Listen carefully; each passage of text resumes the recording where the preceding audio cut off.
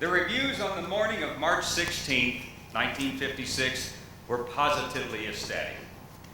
Every theater critic in town had evidently been scrambling to find new adjectives to describe the wondrous musical that had opened the night before.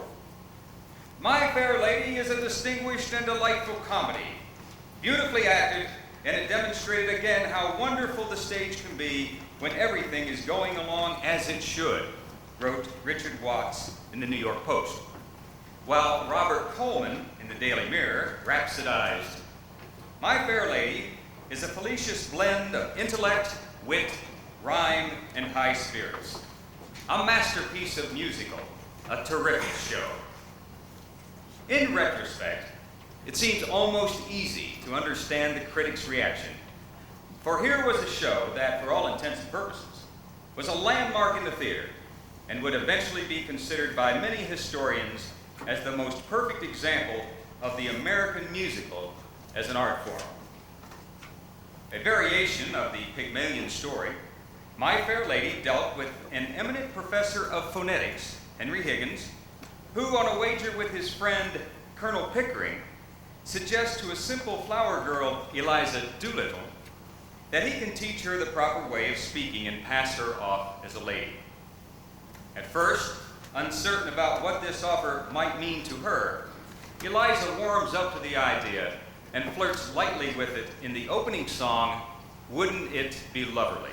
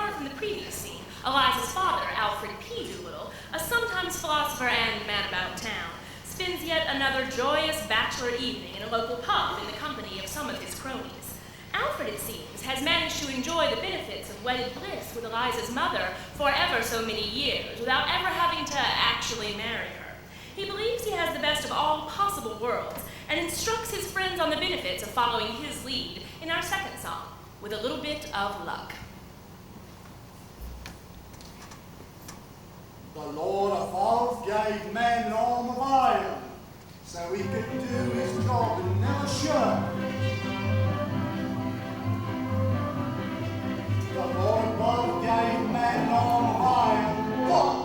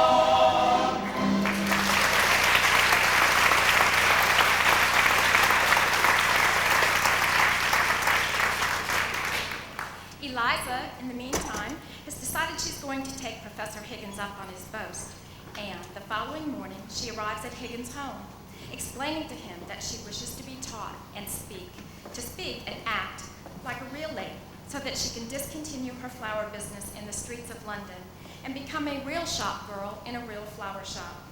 But her Cockney mannerisms and moralities become so exasperating to him that he nearly abandons the idea. She, in turn, is quickly driven to distraction by his thoughtless treatment and incessant coaxing. Despite Pickering's admonitions to Higgins to treat her more humanly and not just as the object of an experiment, Higgins takes her on as a challenge and treats her like just another piece of furniture.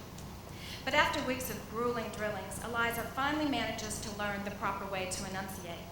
Overwhelmed, Higgins and Pickering lead her into an exuberant celebration in one of the most memorable songs from the show, The Rain in Spain.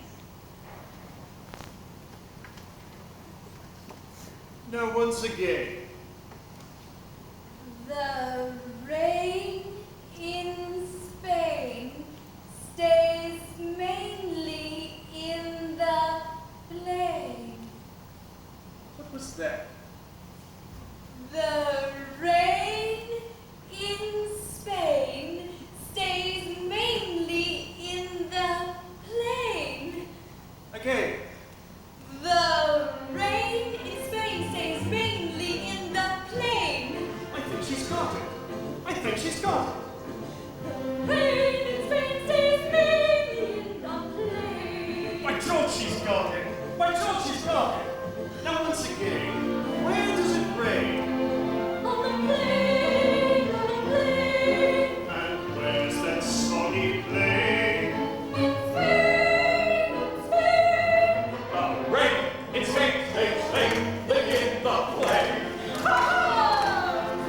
The rain! It's Spain, Spain, Spain, live in the plain.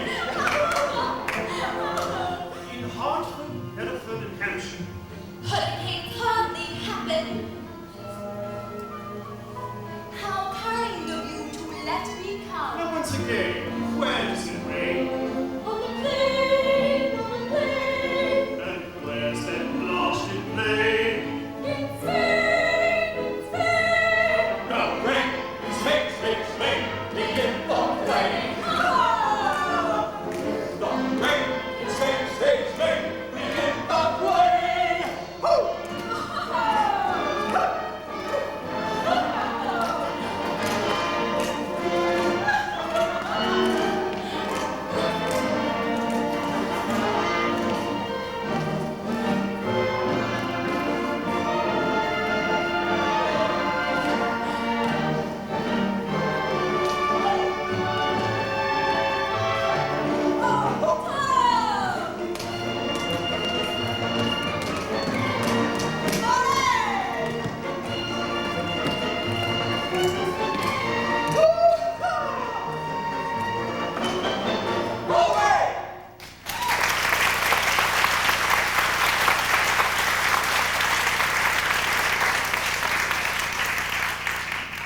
Later that night, filled with the excitement of her first major victory and her first feelings of acceptance from Professor Higgins, Eliza is too exhilarated to go to sleep.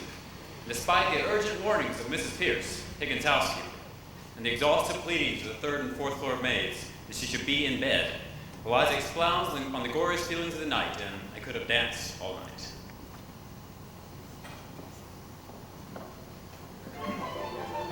I couldn't go to bed. My head's too light to rise and down. Sleep, sleep. I couldn't sleep tonight. Not for all the jewels in the crown. Could have danced all night. Could have danced all night and still.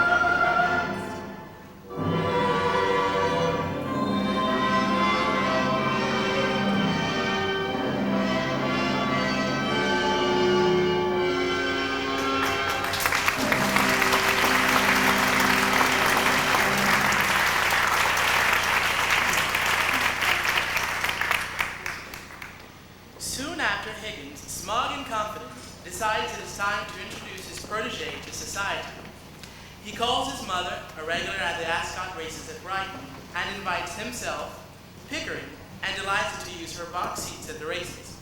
He intends to try her out before a crowd of English snobs, who will surely be a proper test of the degree of their success.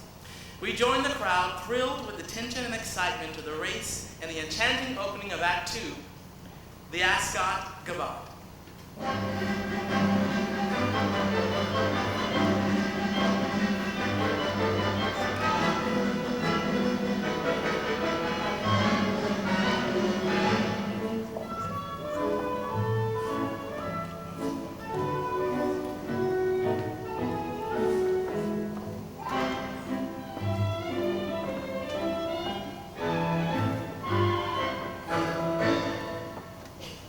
Every duke and earl and peer is here.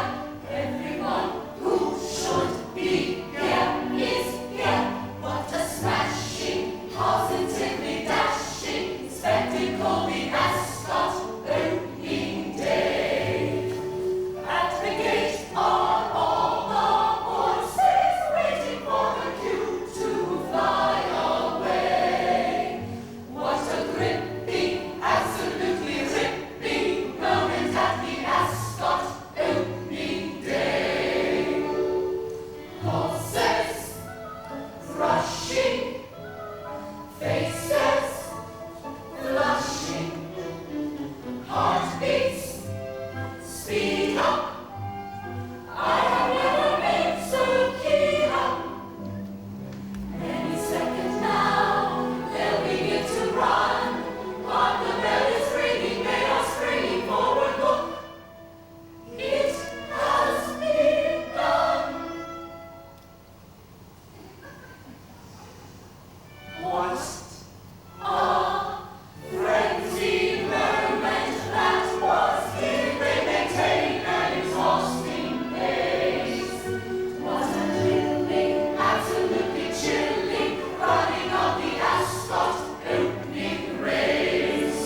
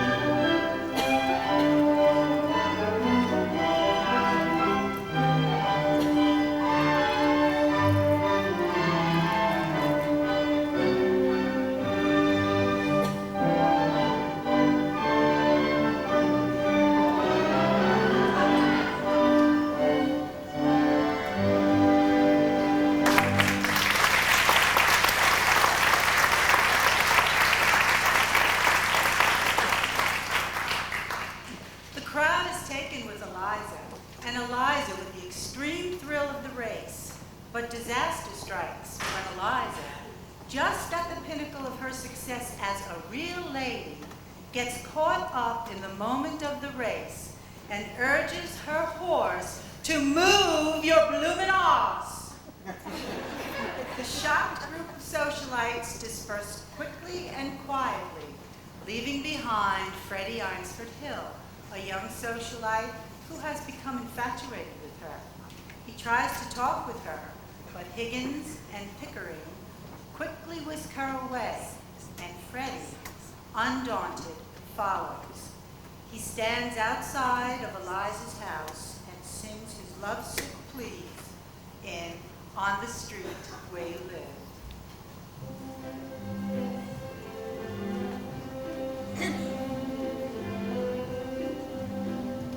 I have often walked down the street before, but the pavement always stayed beneath my feet before.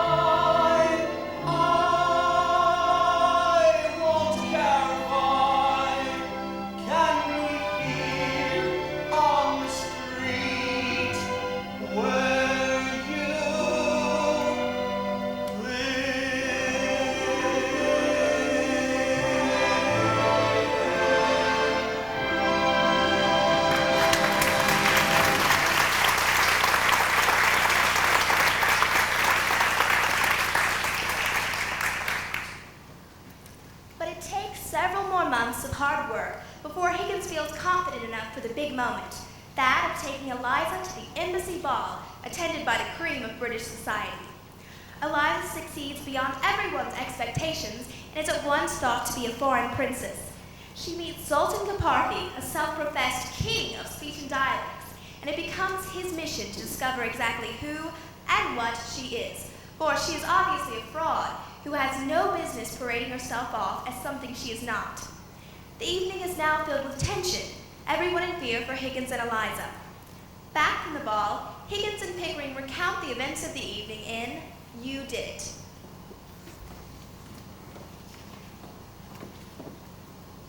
Higgins, it was an immense accomplishment. Silly notion. If I hadn't backed myself to do it, I should have chucked the whole thing up 2 months ago. Absolutely fantastic. A lot of tomfoolery. Higgins, I salute you. Nonsense. The silly people don't know their own silly business. Tonight, old man, you did it. You did it. You did it. You said that you would do it, and indeed you did. I hope that you would do it. I doubt it. You do it. But now I do admit that succeed you did. Why, you should get a medal or be even made a knight. It was nothing. Really nothing. Although you hurdled every obstacle in sight. Now wait. Give credit where it's due. A lot of the glory goes to you. But you're the one who did it. Who did it? Who did it? You're sturdy and you're bold. Not 1 second did you falter. There's no doubt about it. You did it. I must have aged a year tonight. At times I thought I'd die of fright. Never was there a momentary lull. Shortly after we came in, I saw it once we easily win. And after that, I found it deadly dull. Oh, you should have heard the oohs and ahs. Everyone wondering who she was. They'd never seen a lady before.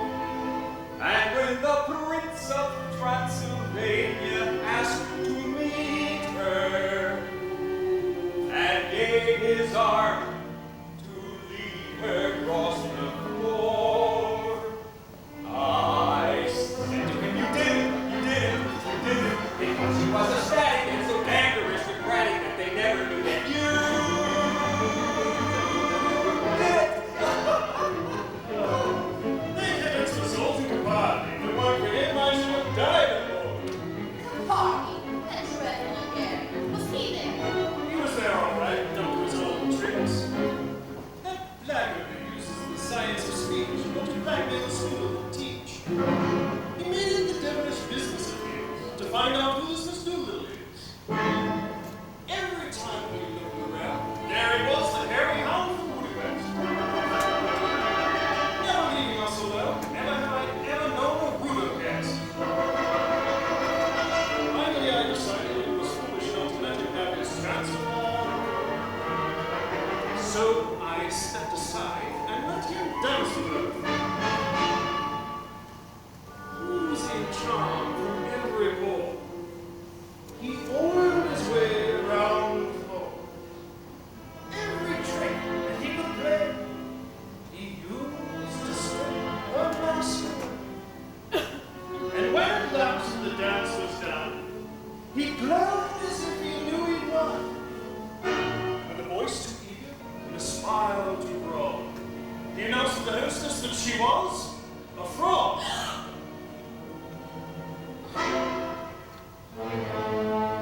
No. Your boy. Her English is too good, he said, but you clearly indicates that she is foreign. Whereas others are instructed in their native language, English people aren't. And although she may have studied with an expert dialectician and grammarian, I can tell you that she was born Hungarian. Not only Hungarian, but of royal blood. She is a princess.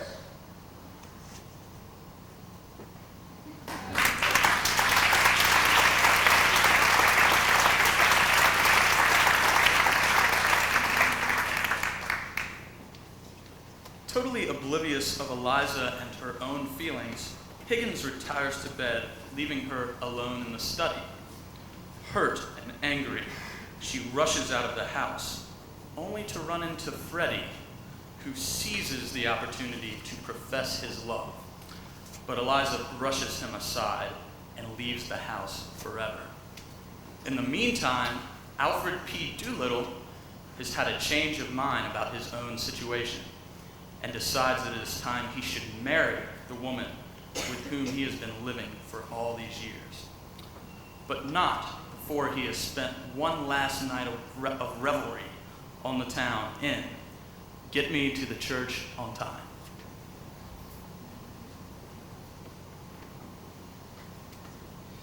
There's just a few more hours, that's all the time you've got. A few more hours before you tie the knot.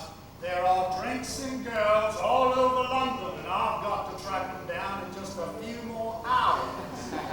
I'm getting married in the morning. Ding dong, the bells are gonna chime.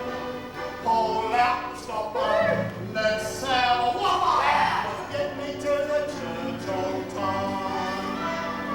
I gotta be there in the morning. There's nothing getting me cry.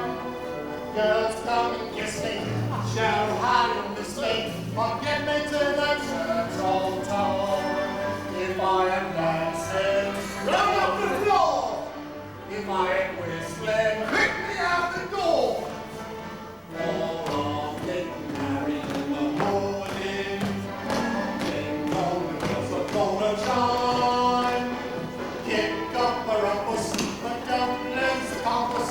And get me to the church, get me to the church. For God's sake, get me to the church on time.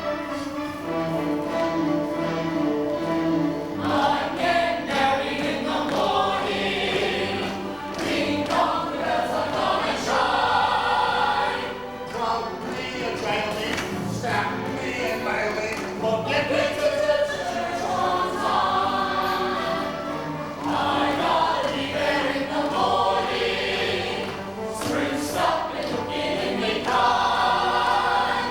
Some broken table, lift up the table, and get me to the church on time. If I'm high, shoot me down. If I'm blue, get her out of town. I'm getting married in the morning. Ding dong, the bells are gonna chime. Heather and Connie, call out the army, but get me to the church. Get me to the church. For God's sake, Get me to the church on time.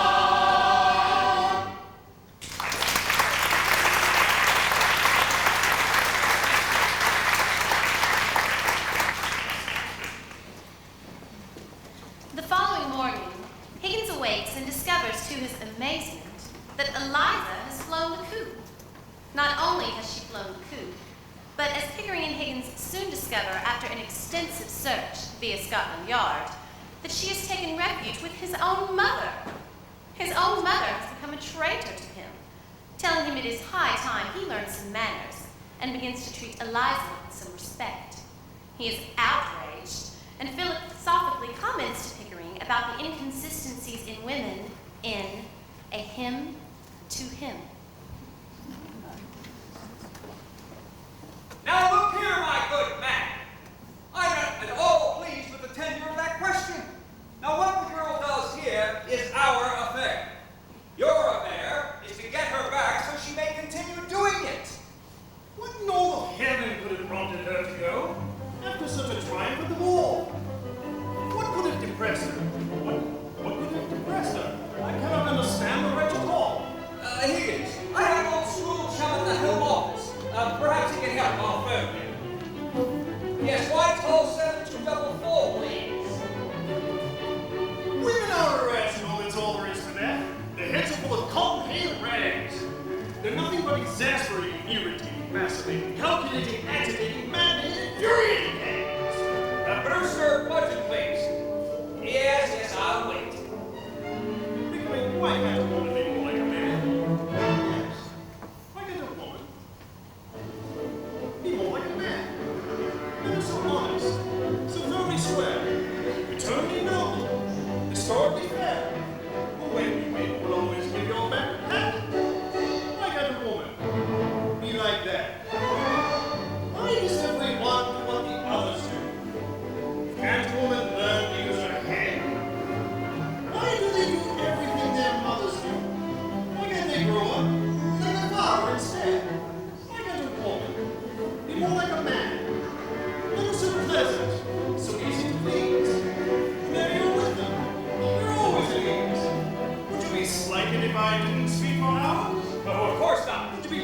I had a drink or two? Nonsense. Would you be wounded if I never sent you flowers? Never. My kind of woman. Be like you. One man in a million may shout at. Now and then there's one the slight defects. One perhaps is finishing down to bed, but by and large we are a marvelous sex. My kind of woman. Be more like a man. Innocent, friendly, good-natured and kind. A better companion. Never will find. However hours late for dinner would you bellow? Of course I not. forgot your silly birthday, would you fuss? Nonsense. Would you complain if I took out another fellow? Ella. I got a woman. Be like us. Where's your budget, please? Mrs. Pierce, you're a woman. Why can't a woman be more like a man? You're so decent, such regular chaps. Ready to help you through any mishaps. Ready to buck you up whenever you're down. Why can't a woman be a chump? Why is thinking something women never do?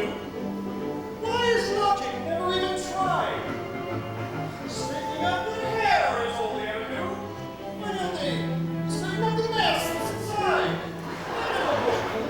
Be more like a man. If I were a woman, would bend to a ball, been hailed as a princess by one and by all. Would I stop weeping like a bathtub overflowing? Or carry on as if my hope were in a tree? Would I run off and never tell me where I'm going? Why can't a woman be like me?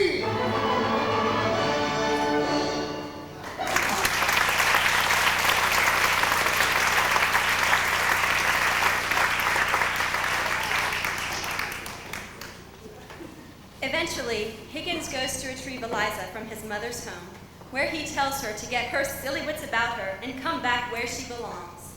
He tells her he will not only take her back without repercussion, but he will gladly let things return to status quo. But she rejects his lame offers of truce in the vehement and hilarious song Without You, and snappily says she has decided to marry Freddie.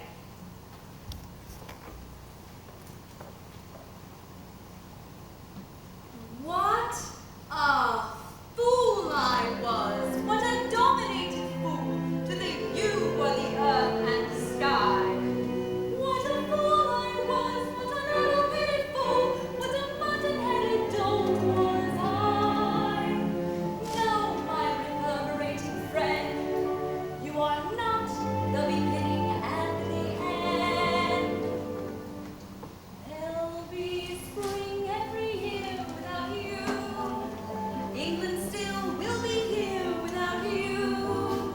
There'll be fruit on the tree and the shore of the sea. There'll be crumpet and tea without you. Art and music will thrive without you. Even Keats will survive without you. And there still will be rain off and plain down in Spain. Even that will remain without you. I know without you. You, dear friend, who talk so well. You can go to Hartford, Hereford, and Hampshire. They can still rule the land without you. Windsor Castle will stand without you. So without much ado, we can all pull through without you. Great hussy. Without you pulling in the time comes in. Without you twirling in the earth and spin. Without you wishing that the clouds were mine. If they can do without you, Ducky, so can I. I shall not be alone without you. I shall stand on my own without you.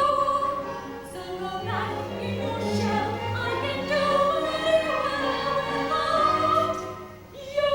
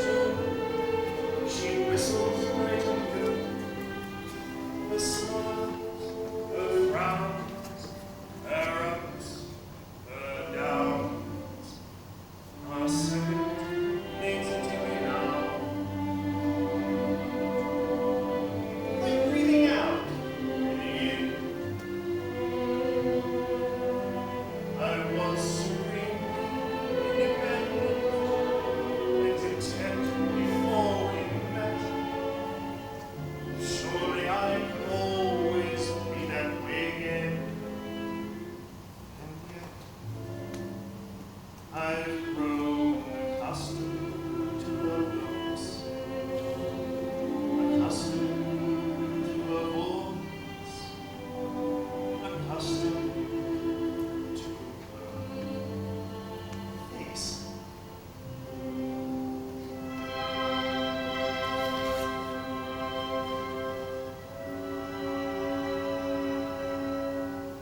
Mary Freddie.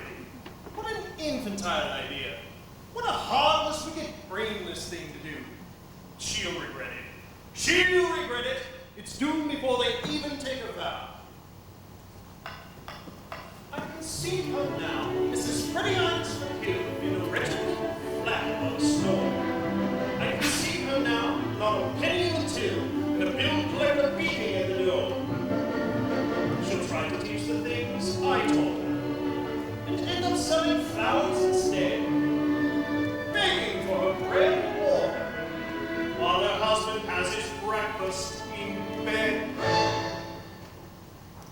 In a year or so, when she's prematurely gray, the blossom of her cheeks turn to chocolate, she'll come home to Lowe, he'll live up to Broadway, with a social climbing heiress from New York.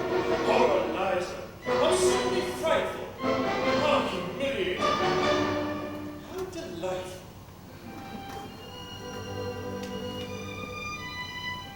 How poignant it would be on that inevitable night when she hammers on my door in tears and rags. Miserable and lonely, repentant and contrite, will I take her in or throw her to the wolves? Show her kindness or the treatment she deserves? Will I take her back or throw the baggage out? But I'm the most forgiving man. The sort that never could, never would. Take a position and staunchly never budge. Just the most forgiving man.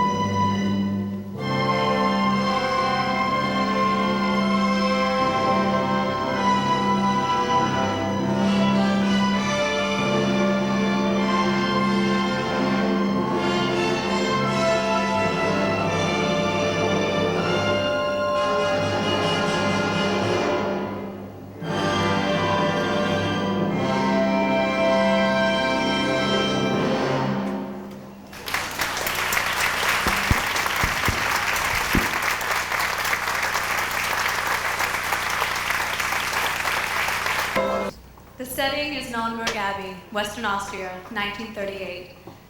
The nuns gather for prayers, but one of their postulates is missing. Maria, absent yet again, is visiting the mountainside of her youth, the only place where she feels at home. Meanwhile, in the office of the Mother Abbess, the nuns discuss whether Maria should be admitted as a novice, despite her undisciplined ways. She climbs the tree and scrapes her knee, just as hard as she rolls it on her gaze and laughs and a long stare. And underneath her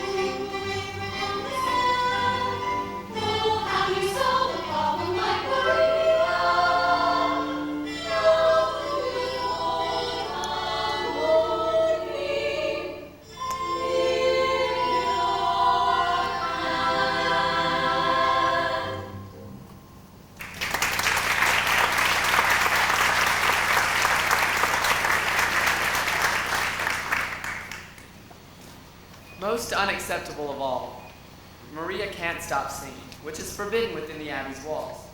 She is repentant enough, but she cannot seem to control herself. She has been summoned to the Mother Abbess's office, and she is expecting to be chastised for her transgression. But when she arrives for her private interview, we find that the Mother Abbess likes to sing too. Raindrops on roses and whiskers on kittens, bright colored petals and warm woolen mittens, brown paper packages tied up with strings. These are a few of my favorite things. Cream-colored ponies and stuffed strudels, doorbells and sleigh bells and schnitzel with noodles, wild geese that fly with the moon on their wings. These are a few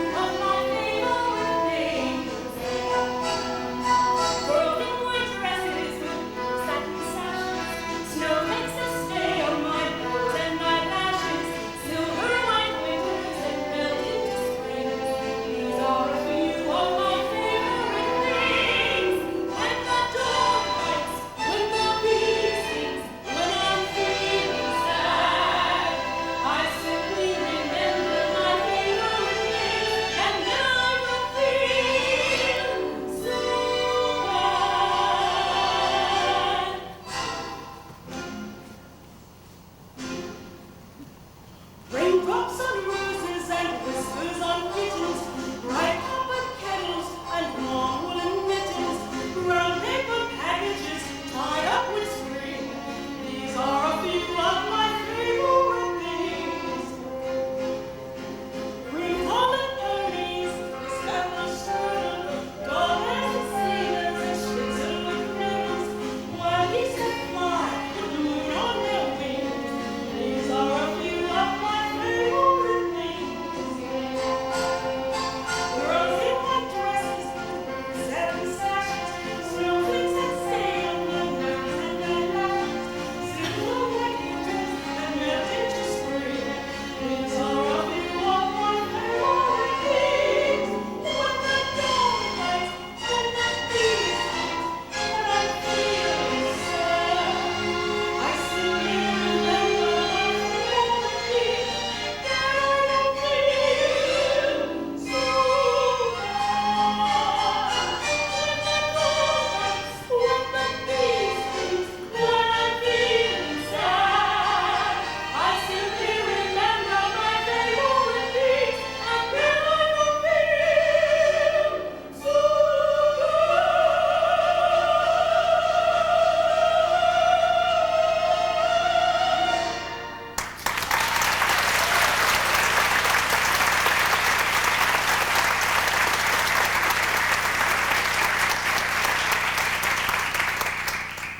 The mother abbess tells Maria that it is time for her to leave the abbey, perhaps only temporarily, to find out what God expects her to do with her life. She will become a governess for the 7 children of a local aristocrat who has recently lost his wife. Maria, who is at heart afraid of the adult world, goes reluctantly. In the Trapp family villa, we meet the widower, Captain Georg von Trapp, a decorated naval officer who has responded to the recent death of his wife by turning his home into a barracks. Servants and children alike are summoned by the blast on a bosun's whistle. Maria, we see, may be sweet and childlike, but she has a will of steel, making it immediately clear that she doesn't plan to answer to any whistle. The captain introduces himself and the children to Maria and leaves them alone to get acquainted. When Maria discovers that in the villa, as in the abbey, singing is forbidden, she defiantly gives the children their first music lesson in the song Do Re Mi. I'm going to teach you how to sing. Let's start at the very beginning.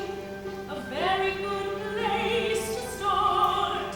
When you read, you begin with ABC. When you sing, you begin with Do, Re, Mi. Do, Re, Mi. Do, Re, Mi. The first 3 notes just happen to be Do, Re, Mi. Do, Re, Mi. Do, Re, Mi, Fa, Sol, La, Ti.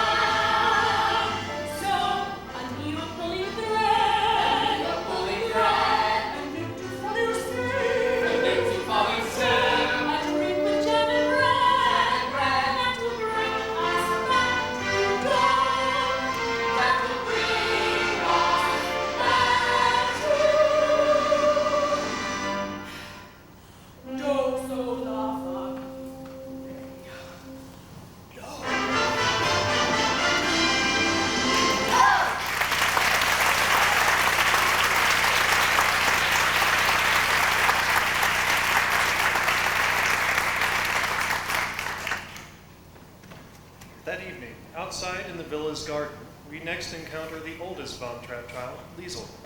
She is having a rendezvous with her very first boyfriend, Rolf, a telegraph messenger who seems to her to be the voice of worldly experience. He explains to her why she should let him take her under his knowledgeable wing and teach her the ways of the world in the song 16, going on 17.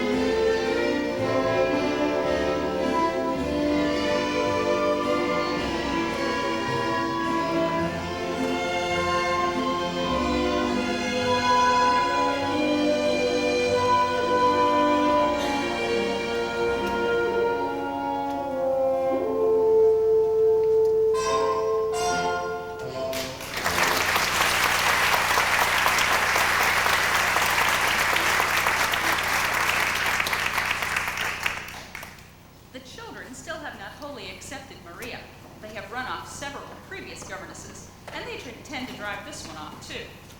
But that night, during a frightening thunderstorm, they turn to Maria for the comfort and support they lacked from their father. And she wins them over by teaching them another song, this time with yodeling, called The Lonely Goat Herd.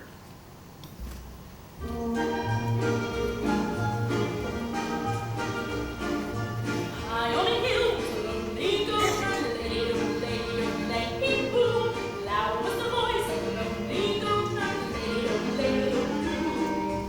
Folks in a town was quite remote, herd, lay-o-lay-o-lay-hee-hoo. Lusty and clear from the goat herd's throat, herd, lay-o-lay-o-loo. Oh, lay-o-lay-o-lay, oh, lay-o-lay, oh, lay-o-lay, lay-o-lay-o-lay. A prince on the bridge of a castle moat, herd, lay-o-lay-o-lay-hee-ho. Men on the road were two-toed, herd, lay-o-lay-o-loo. Men in the midst of a tawny goat herd, lay-o-lay-o-lay-hee-hoo. Men drinking beer from buffalo herd, lay-o-lay-o-loo.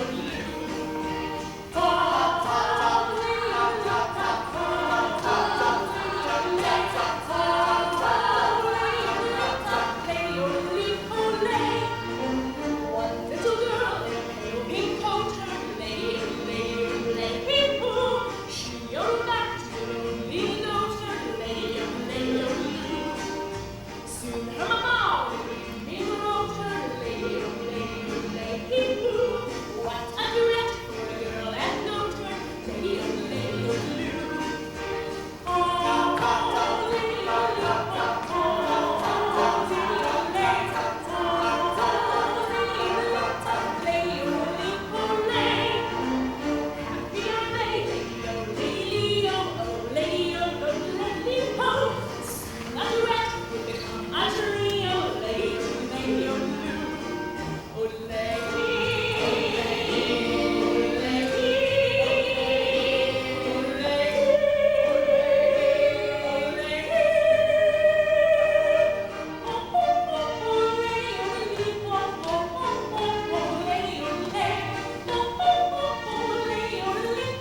trio, lay-o-lay-o-loo.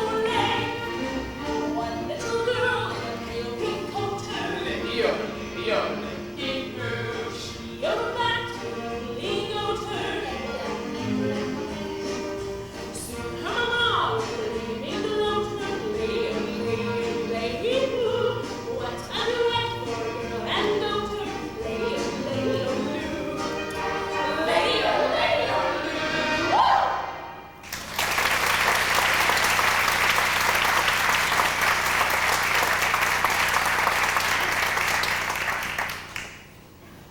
Captain Von Trapp is angered by this display of childish behavior, and he sends them all to bed and severely reprimands Maria. There will be no singing in this house.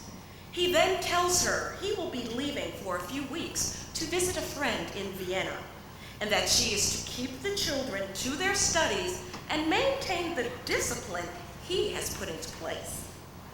4 weeks pass, and the captain returns with his new fiancée, Elsa Schrader, a baroness and the widow of a capitalist. When we first meet her, we find her bantering with the captain's friend, Max Detweiler, a showbiz type, who books acts for the Carlsberg Music Festival, about whether or not the captain will actually marry her. From Max's jaded point of view, it simply won't work because, well, they have no problems.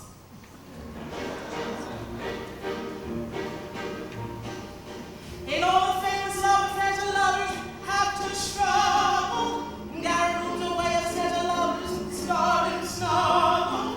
The famous for misfortunes which they seem to have no fear of. Lovers who are very rich, you very seldom hear of. No, it will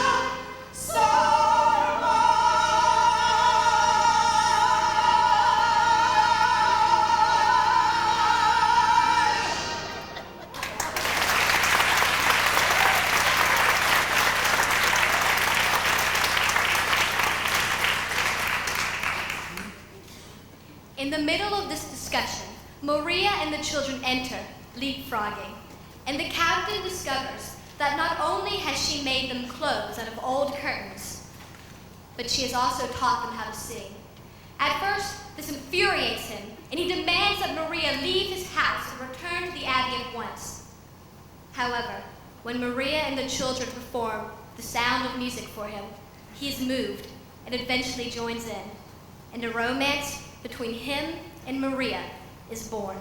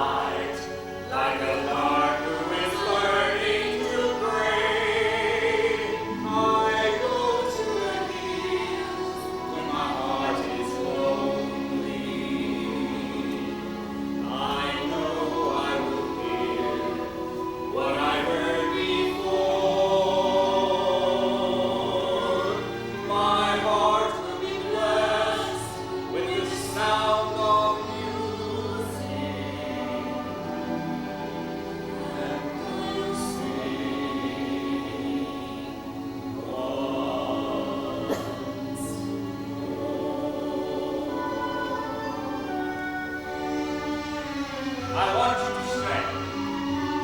No, I'm asking you to stay. You brought music back into our house. See, I forgot how to laugh like the brook when it drips and falls over stones on its way to sing through the night like a lark that is learning to pray. I go to the hills when my heart is lonely. I know I will hear what I heard before. My heart will be blessed with the sound of music and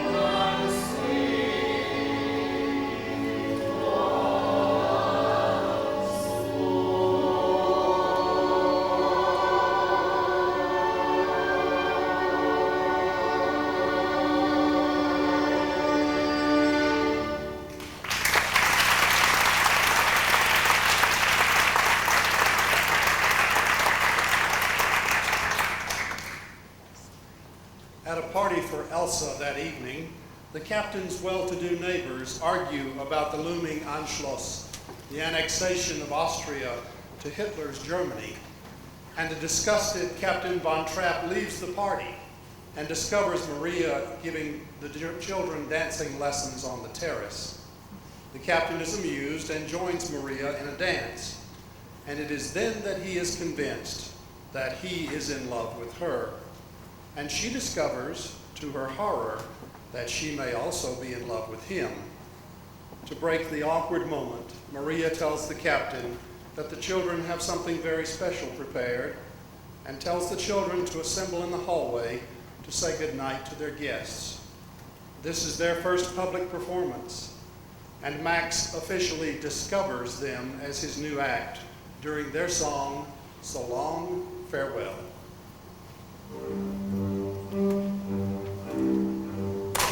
There's a sad sort of clanging from the clock in the hall, and the bells in the steeple too.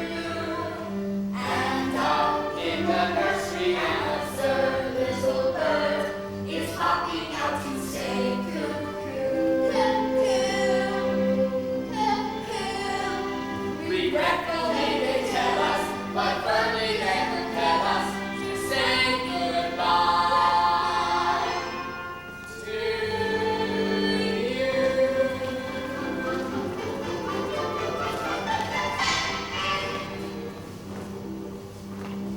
So long, farewell, I'll be to say goodnight.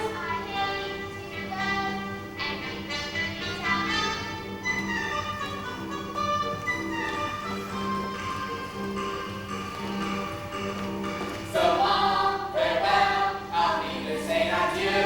Adieu, adieu, to you and you and you.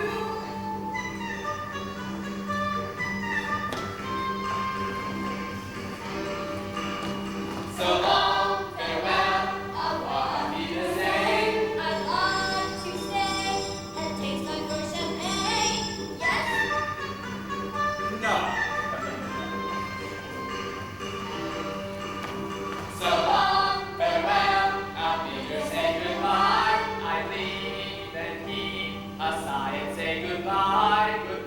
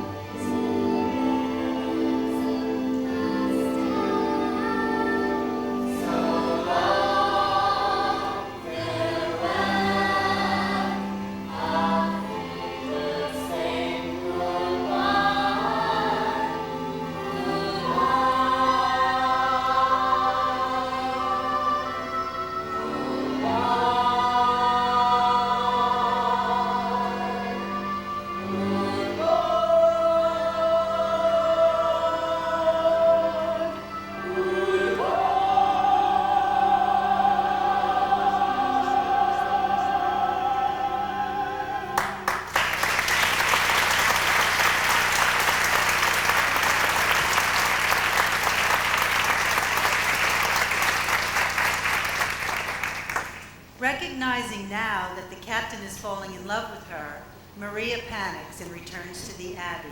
There, the mother abbess offers her comfort, but also reminds her that God has a plan for her. The Reverend Mother tells her that she has to find the life she was born to live and sends her back to the Von Trapps to find her destiny. As Act 2 begins, Maria returns, only to discover that the captain, bewildered at Maria's sudden departure, has proposed to Elsa. Maria, heartbroken, wishes the captain and the Baroness well in their future marriage and makes plans to leave the villa the next morning. The captain is troubled by his feelings for Maria, and at the same time, he is frightened over recent developments in the world outside. His beloved Austria is soon to fall under Hitler's control, and the captain is frightened for his future, for his family's future, and for the future of the motherland. As the pragmatic Max and Elsa warn the captain that he must accommodate the coming new regime, They discuss their politics in the song No Way to Stop. You dear attractive to the idealist. Today you have to learn to be a realist. You make me bent on doing things up there to do. But how I get so shocked when I'm having you. Be wise, compromise. Compromise and be wise. Let them think you're on their side, non-committal. I will not bow my head to the men I despise. You won't have to bow your head to supernatural. Why don't you learn to put your faith and your real eyes on an obvious and simple act of science?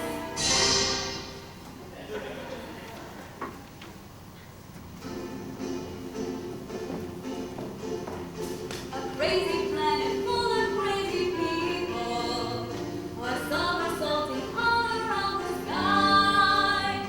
And every time it turns another somersault, another day goes by. And there's no way to stop it, no, there's no way to stop it, no, you can't stop it even if you try. So I'm not going to worry, no, I'm not going to worry every time I see another day go by.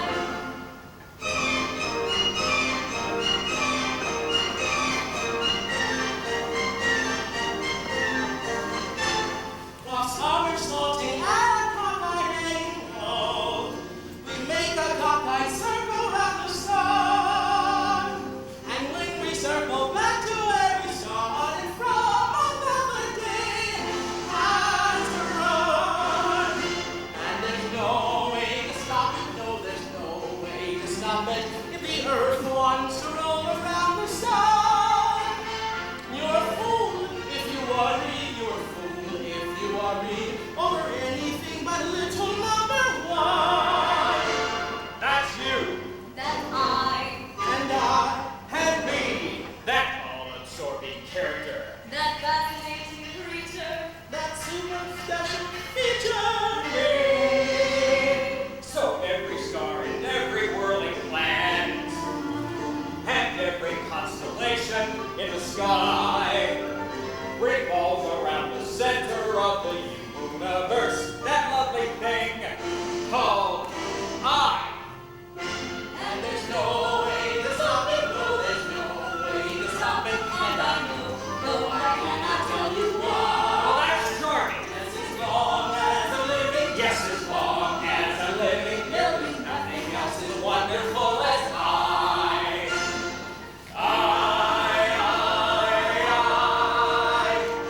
Nothing else is wonderful as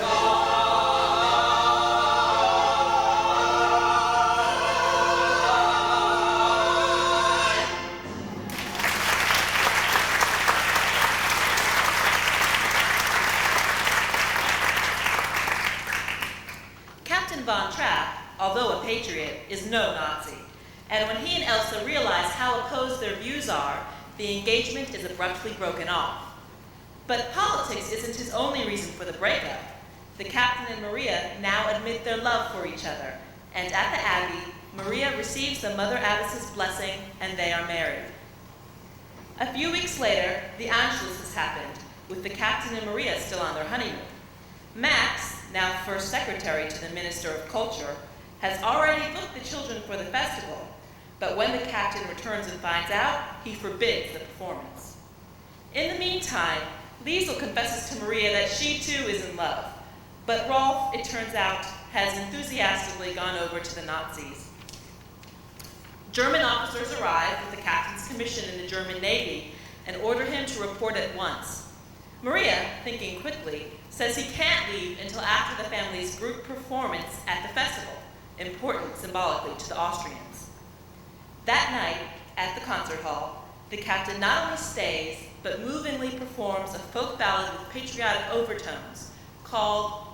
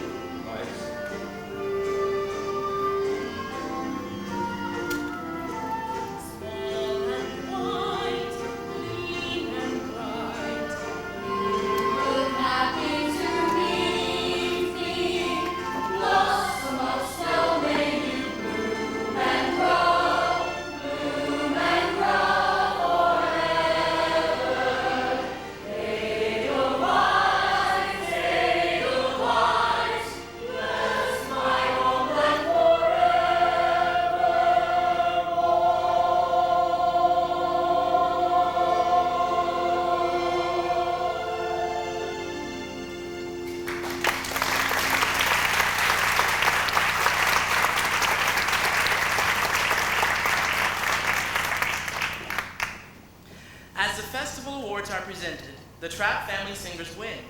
They sneak out back to the Abbey to hide from the Germans. While the Abbey is being searched, Rolf, now a part of the army detachment that has been sent to look for them, discovers their hiding place but doesn't sound the alarm, allowing them to escape over the border to freedom. As the family makes its way over Maria's beloved mountain into Switzerland, the nuns wish them well in the musical's stirring finale, Climb Every Mountain.